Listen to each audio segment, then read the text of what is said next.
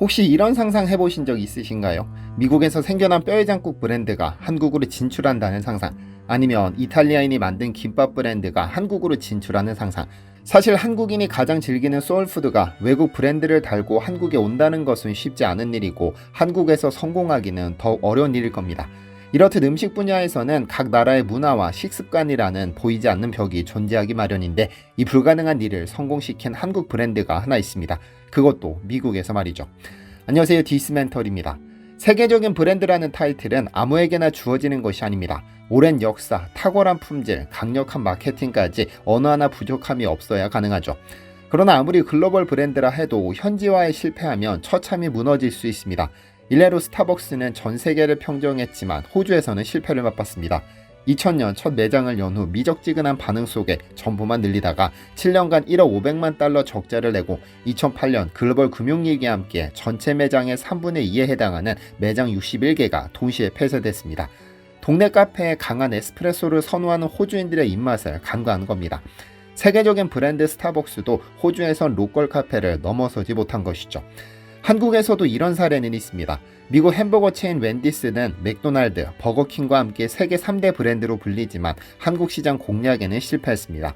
1984년 처음 들어왔다가 1998년 15개 모든 매장을 접었고, 일본 최대 규동 체인 요시노야는 1996년 두산그룹과 손잡고 한국에 상륙했지만 2년도 못 버티고 1998년에 철수했습니다.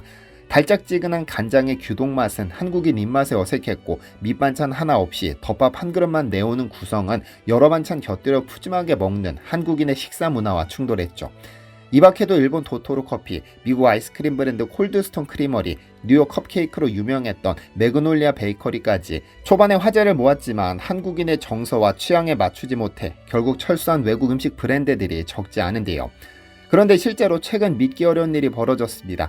햄버거가 주식이나 다름없는 나라 미국에 대한민국 토종 햄버거 프랜차이즈가 진출했으니까요. 그것도 단순히 진출한 것에 그치는 것이 아니고 미국인들이 줄 서서 사 먹느라 새벽 5시부터 줄 서는 진풍경이 벌어지고 있는데요. 한국 토종 햄버거 브랜드 롯데리아 이야기입니다.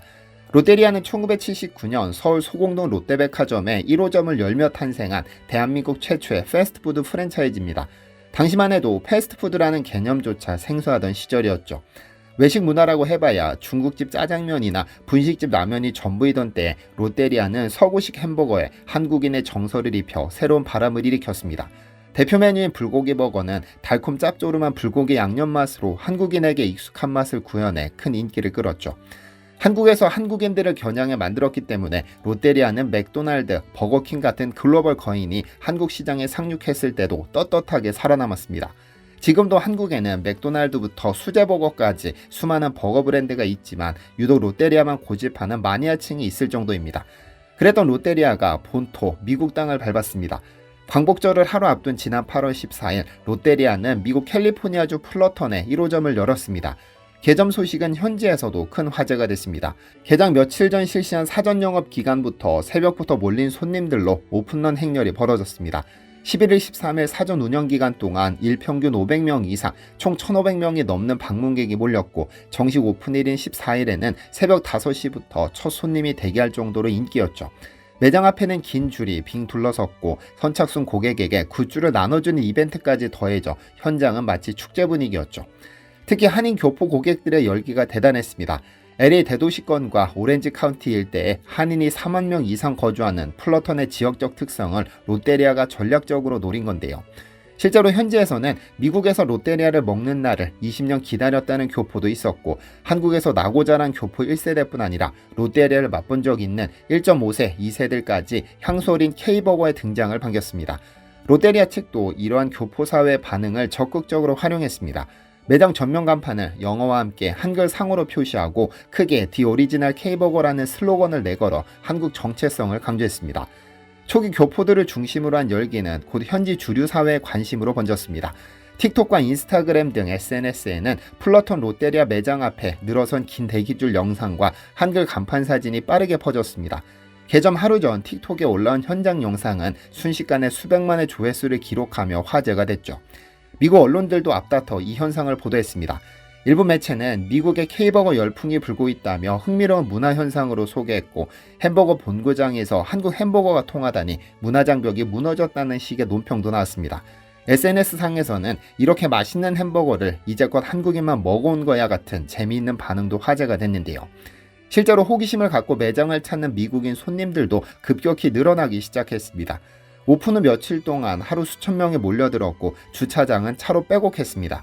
드라이브스루 차로는 1마일 가까이 길게 늘어서기도 했죠.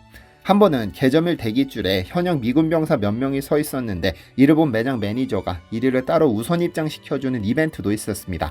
이 장면을 담은 동영상이 온라인에 퍼져 390만회 이상의 조회수를 기록했고 군인들에게 예우를 갖췄다며 네티즌들의 훈훈한 호응을 얻기도 했습니다. 그런데 정작 미국 롯데리아 운영진들은 예상 이상의 인기에 놀라움을 감추지 못했고 향후 3년 내 10개 매장 추가 출점, 나아가 미 전역 주요 도시에 진출하겠다는 로드맵까지 거론되고 있죠. 만약 이 계획대로 롯데리아가 미주 한인타운을 넘어 미국인들의 일상 속으로 파고든다면 그때는 정말 K버거가 미국 주류 패스트푸드 시장의 새로운 강자로 자리매김할지도 모르겠습니다. 하지만 햄버거가 미국 음식도 아닌데 한국 브랜드가 미국에서 뜬다고 대수냐는 시큰둥한 반응도 있을 겁니다. 정말 그럴까요? 미국에서 햄버거가 갖는 의미를 알면 얘기가 달라집니다. 미국에서 햄버거는 그냥 패스트푸드 중 하나가 아닙니다. 미국인의 정체성과 생활 양식이 곧 햄버거이고 20세기 미국의 산업화와 소비 문화의 아이콘이라 해도 과언이 아닙니다.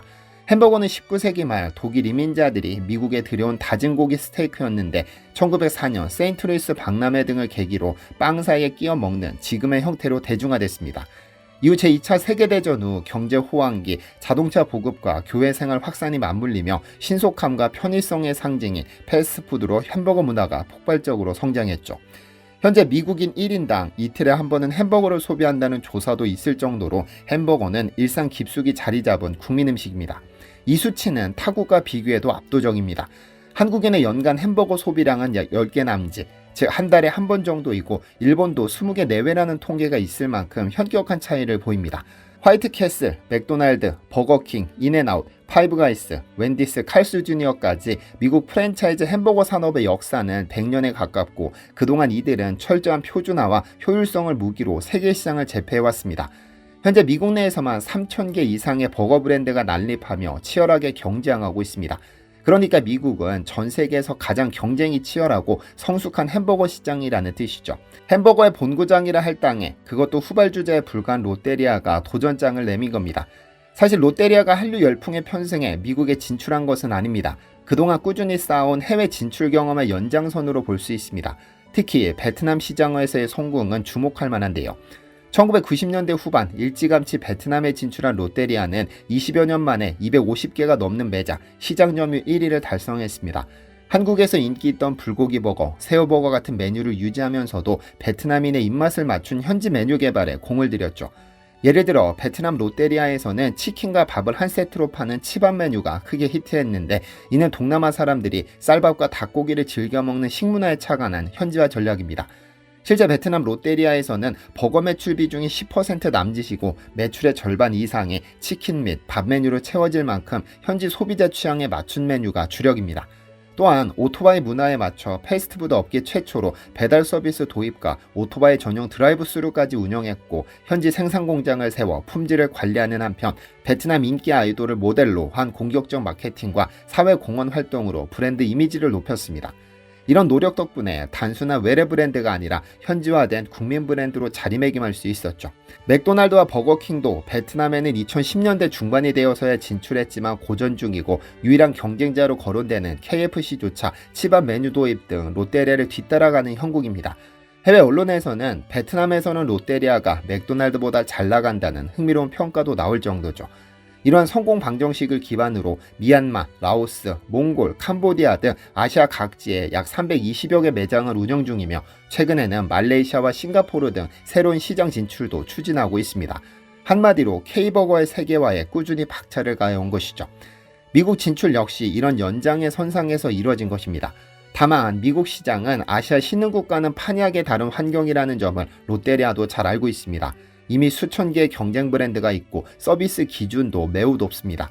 성숙한 초경쟁 시장이기 때문에 롯데리아가 미국에서 성공하려면 단순히 한국적 특이함만이 아닌 품질 관리 등을 포함해 경쟁력을 갖춰야 할 겁니다.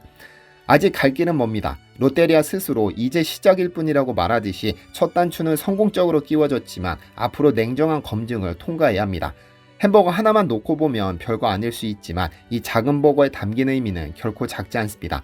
어쩌면 수십 년 뒤 세계 어느 도시에 가도 맥도날드와 함께 롯데리아 간판을 보는 날이 올지도 모릅니다. 그날이 현실이 될지 아니면 북극에 얼음 판려 했다는 비웃음으로 끝날지는 앞으로 롯데리아가 미국인들의 입맛과 마음을 어떻게 사로잡느냐에 달려있을 겁니다. 롯데리아의 건승을 빕니다. 시청해주셔서 감사합니다. 디시멘터리에서는 여러분의 제보를 기다립니다. 제 채널에서 다뤘으면 좋겠는 뉴스 또는 널리 알려졌으면 하는 영상은 디시멘터리 네이버.com으로 보내주시면 소중히 제작하겠습니다.